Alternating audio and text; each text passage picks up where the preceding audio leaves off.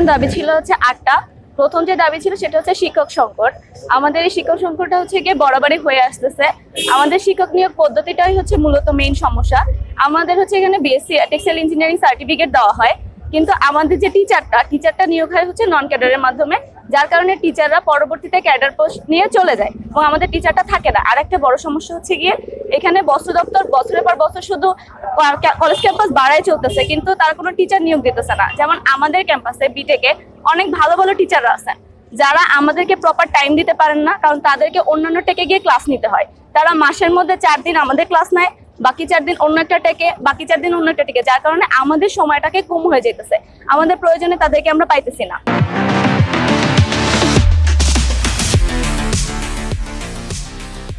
নানাবিধ সংকটের কারণে টেক্সটাইল ইঞ্জিনিয়ারিং কলেজগুলো শিক্ষক সংকট তীব্র আকার ধারণ করেছে। শিক্ষক সংকট নিরসনে আমরা 7 দফা দাবি ঘোষণা করেছি। সেই 7 দফা দাবিতে আমরা আজকে 5ম দিনের মতো শাটডাউন কর্মসূচির সাথে বিক্ষোভ ও অবস্থান কর্মসূচি পালন করতেছি।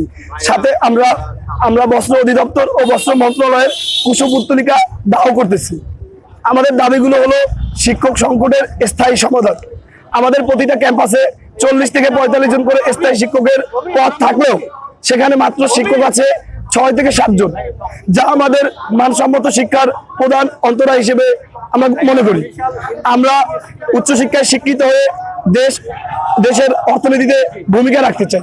টেক্সটাইল ইঞ্জিনিয়ারিং কলেজ আছে, আসলে আমরা দীর্ঘদিন ধরে শিক্ষক সংকটে ভুগতেছি এবং যদি আমরা আমাদের প্রিভিয়াস ইয়ার দেখি, আমাদের যে শিক্ষক নিয়োগ প্রসেস, আমরা নন ক্যাডার শিক্ষক পাই। তো একজন শিক্ষক যখন নন ক্যাডার হয়ে আসে, সে যখন বিসিএস ক্যাডার হয়, সে কখনো এই ক্যাম্পাসে থাকবে না, সে তার পজিশনে চলে যায়।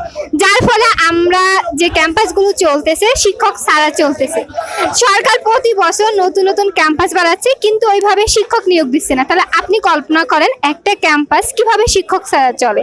তো আমরা এর প্রতিবাদে আজকে কুশপুত্তলিকা দাহ বস্ত্র মন্ত্রণালয়কে সম্মান জানিয়ে বলতে গেলে এবং বিক্ষোভ মিছিলের আয়োজন করছে এবং আমরা চাই যে অতি দ্রুত আমাদের মন্ত্রণালয় এই দাবি মেনে নিক। আমরা চাই আমরা শিক্ষক দিয়ে কোয়ালিটিফুল ক্লাস করতে। আজকের এই দাবির মূল লক্ষ্য হচ্ছে বস্ত্র মন্ত্রণালয় রিসেন্টলি আমাদের দাবিগুলো নিয়ে তারা নিজস্বভাবে ভোটের থেকে মিটিং করে তারা আমাদের একটা দাবি শুধু মেনে নিয়েছে, বাকি যে 7টা দাবি ছিল একটা দাবিও তারা মেনে নেয়নি। তাই আমাদের আজকের মেন দাবি হচ্ছে আমাদের যে রিটেক নামক যে অভিশাপ, এটা থেকে আমাদের আমাদের রিটেক কমিয়ে নেওয়া, আমাদের সাপ্লিমেন্টারি পরীক্ষা যাতে চালু করা হয়, আমাদের কলেজগুলোতে যে শিক্ষক সংকট, অর্থাৎ আপনারা দেখে থাকবেন টেক্সটাইল ইঞ্জিনিয়ারিং কলেজ শুধু বাড়তেই আছে, কিন্তু কোনো শিক্ষক নিয়োগ হচ্ছে না। আমাদের এই কলেজে যদি আপনারা দেখেন শিক্ষক খুবই সংকট, পর্যাপ্ত ল্যাব ফেসিলিটি নেই। শিক্ষকের কাছে যখন যায় শিক্ষক আমাদেরকে বলে আমাদের পর্যাপ্ত বাজেট নাই, কারণ বাজেটগুলো আগে থেকে তারা ঘিরে ফেলে, আমাদেরকে বাজেট দেওয়া হয় না। আমরা আবাসন ফি সমস্যা, সব সমস্যা আমাদের বাজেট নাই, আমাদের শিক্ষক সংকট।